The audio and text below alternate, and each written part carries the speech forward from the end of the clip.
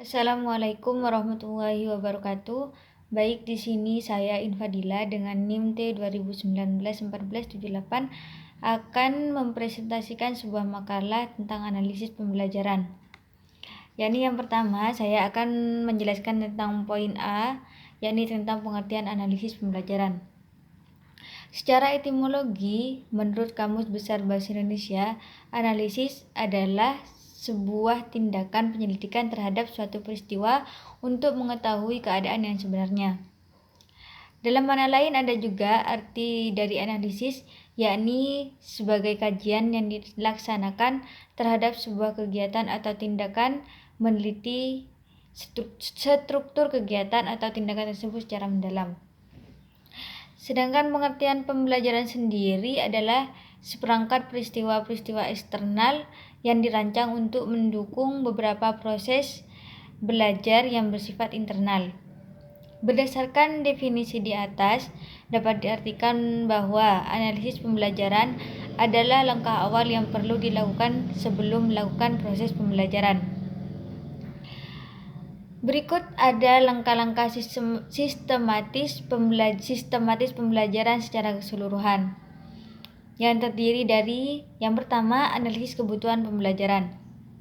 Analisis kebutuhan pembelajaran ini sangat penting karena dalam suatu proses pembelajaran kita harus melakukan analisis kebutuhan pembelajaran, yakni analisis kebutuhan yang dibutuhkan peserta didik sehingga kita bisa menyesuaikan kebutuhan apa yang dibutuhkan peserta didik dalam melakukan proses pembelajaran.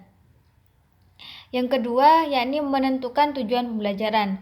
Seorang guru atau kita sebagai calon guru harus menentukan tujuan pembelajaran apa yang harus dirancang untuk membuat peserta didik kita tidak merasa jenuh, tidak merasa bosan dan lain sebagainya.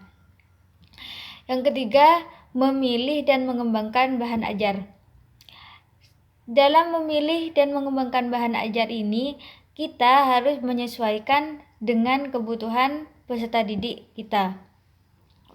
Jadi, kita harus memilih bahan ajar yang dapat meningkatkan prestasi atau keaktifan dari peserta didik.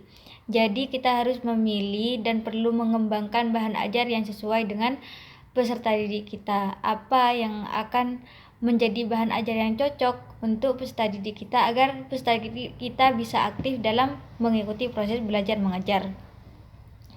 Yang keempat, memilih sumber belajar yang relevan.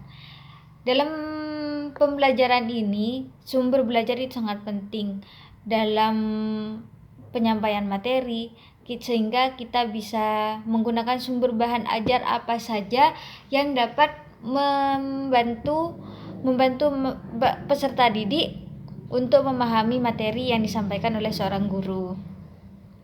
Yang kelima, memilih dan merencanakan sistem evaluasi dan tindak lanjut.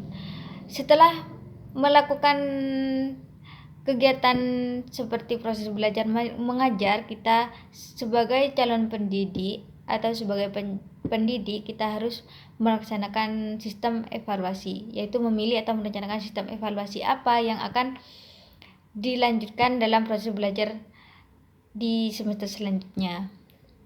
Analisis pembelajaran ini merupakan analisis yang menuntut kita untuk mengetahui kebutuhan belajar siswa yang sangat beragam. Jadi kita harus menganalisis dulu apa pembelajaran yang sesuai dengan peserta didik kita. Baik, selanjutnya ada bentuk-bentuk komponen analisis pembelajaran, yakni yang pertama, analisis perilaku dan karakteristik siswa. Analisis ini sangat penting karena merupakan salah satu upaya para guru yang dilakukan untuk memperoleh pemahaman tentang tuntutan, bakat, minat, kebutuhan, dan kepentingan peserta didik yang berkaitan dengan program pembelajaran. Tujuan analisis perilaku dan karakteristik siswa ini, yakni yang pertama, memperoleh informasi yang lengkap dan akurat berkenaan dengan kemampuan serta karakteristik awal siswa sebelum mengikuti kegiatan pembelajaran tertentu. Jadi seorang guru bisa mengetahui apa karakteristik siswa ini, apa kemampuan siswa ini. Jadi analisis ini sangat penting karena bisa mengetahui apa bakat peserta didik kita. Jadi kita bisa menyesuaikan apa yang cocok dengan kebutuhan peserta didik ini. Yang kedua, menyeleksi tuntutan, bakat, minat, kemampuan, serta kecenderungan peserta didik berkaitan dengan pemilihan program pembelajaran tertentu. Jadi kita bisa menyeleksi peserta didik kita sesuai dengan bakat dan minatnya serta kemampuannya dalam mengikuti program pembelajaran. Jadi kita sebagai seorang pendidik bisa menyediakan berbagai bakat minat yang sesuai dengan kemampuan peserta didik kita. Yang ketiga, menentukan program pembelajaran atau pelatihan tertentu yang perlu dikembangkan sesuai dengan kemampuan awal peserta didik. Kita sebagai seorang pendidik atau calon pendidik bisa menentukan program pembelajaran atau pelatihan yang bisa mengembangkan bakat minat peserta didik kita, seperti mengadakan program pramuka atau kegiatan ekstrakurikuler lainnya yang bisa mengembangkan kemampuan awal dari peserta didik.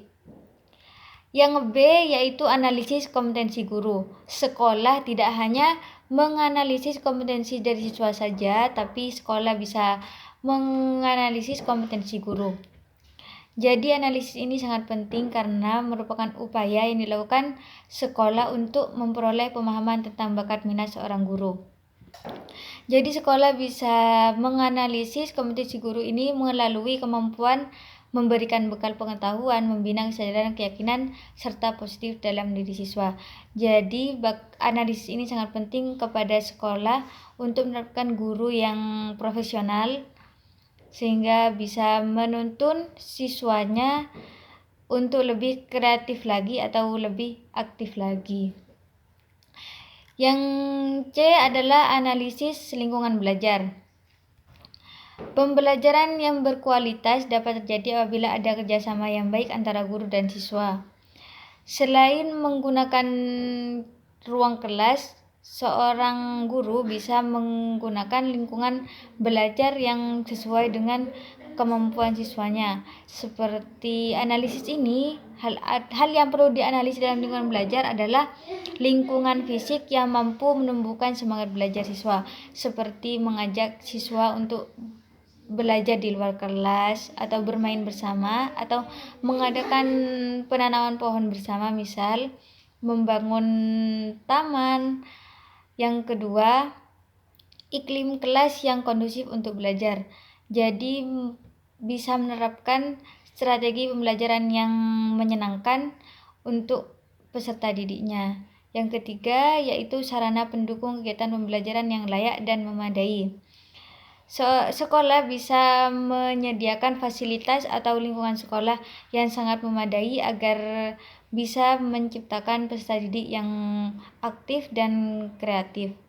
Mungkin hanya ini yang bisa saya sampaikan pada presentasi kali ini. Selanjutnya akan saya serahkan kepada presentator kedua. Kurang lebihnya mohon maaf. Wassalamualaikum warahmatullahi wabarakatuh.